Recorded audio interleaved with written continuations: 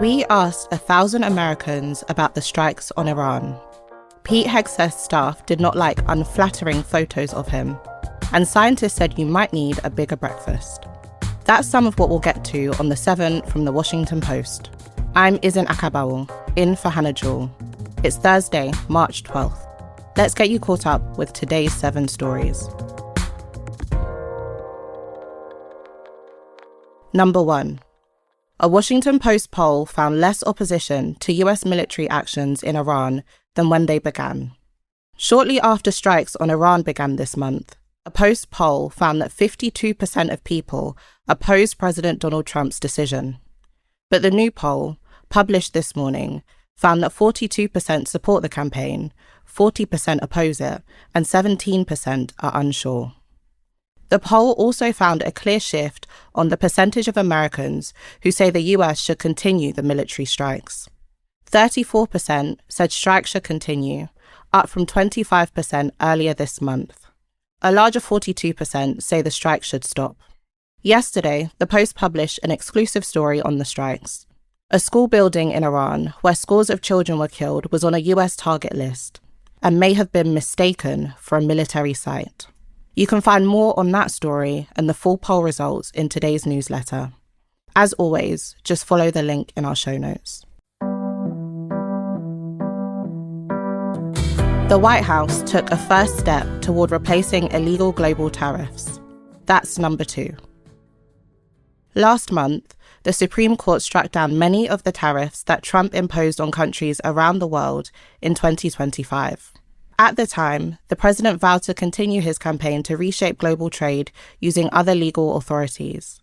Yesterday, we got a preview of how that will work. Officials announced new investigations of what they allege are unfair trading practices in nations around the world.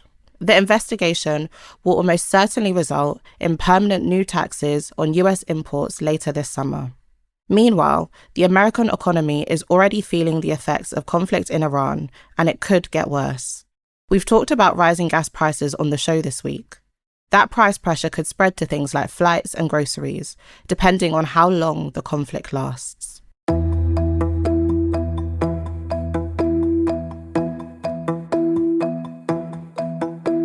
Number 3 is a Post exclusive.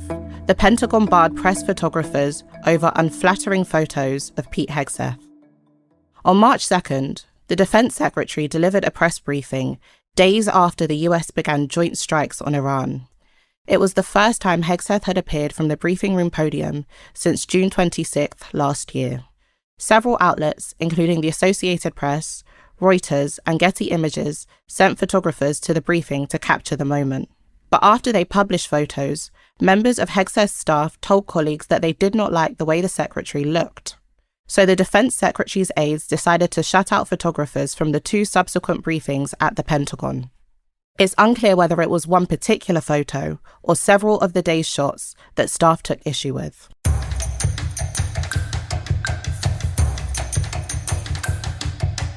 Police said a January 6th plaque is unlawfully hidden from the public at the US Capitol. That's number 4. Last weekend, a plaque recognizing the service of officers who defended the Capitol from a pro-Trump mob in 2021 finally went on display. It was a long time coming. It has been more than 5 years since the riot and 3 years since Congress ignored its own deadline to install the plaque. But there's a problem. Some officers argue that the placement of the plaque violates federal law. The location is not on the public tour route offered through the US Capitol Visitor Center. One officer said the placement is the latest move as part of a years-long effort to hide the plaque and the wider history of January 6th.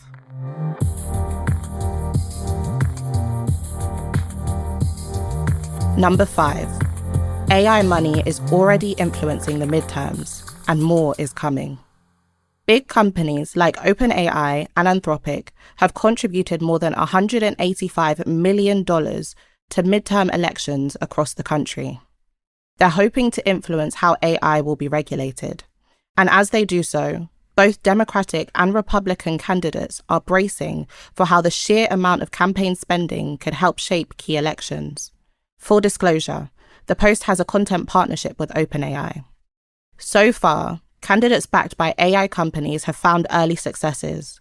Of the 20 candidates in the Texas and North Carolina primaries who received AI funds, just one lost her race. This influx of money comes as polls show the public has become more skeptical about artificial intelligence. A Pew Research survey last year found that 50% of Americans were more concerned than excited about increasing AI use.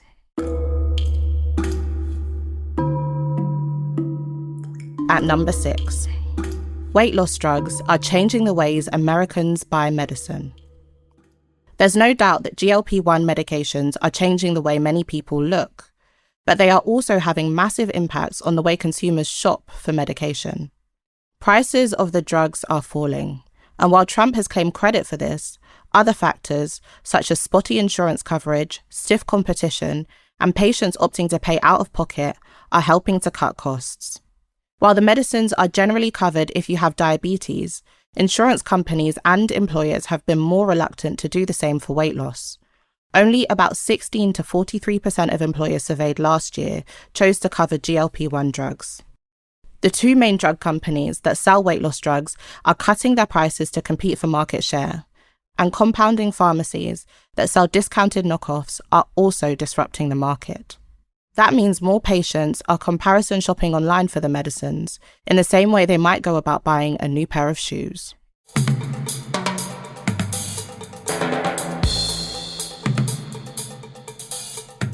Number 7.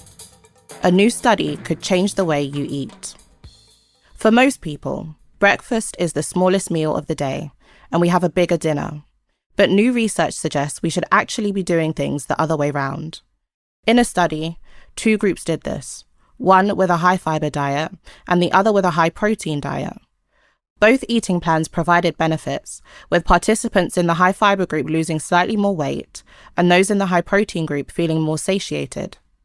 If you're looking to reap some of the benefits in your own life, you can start by trying to consume more of your daily calories earlier in the day. If, like me, you're not normally hungry when you wake up, a light breakfast and a bigger lunch followed by a modest dinner should do the trick.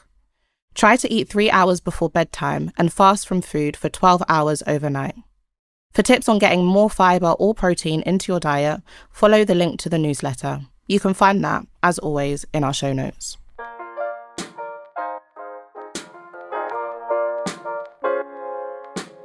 Alright, you're all caught up. I'm Izin Akabawul. But before you go, a reminder that if you're a subscriber to The Washington Post, you can get access to our shows ad-free in Apple Podcasts. All you have to do is find The Washington Post channel in Apple Podcasts and connect your Post subscription. If you're not a subscriber, this is a great time to start. You can sign up at our channel in Apple Podcasts or through the link in our show notes. We'll meet you back here tomorrow.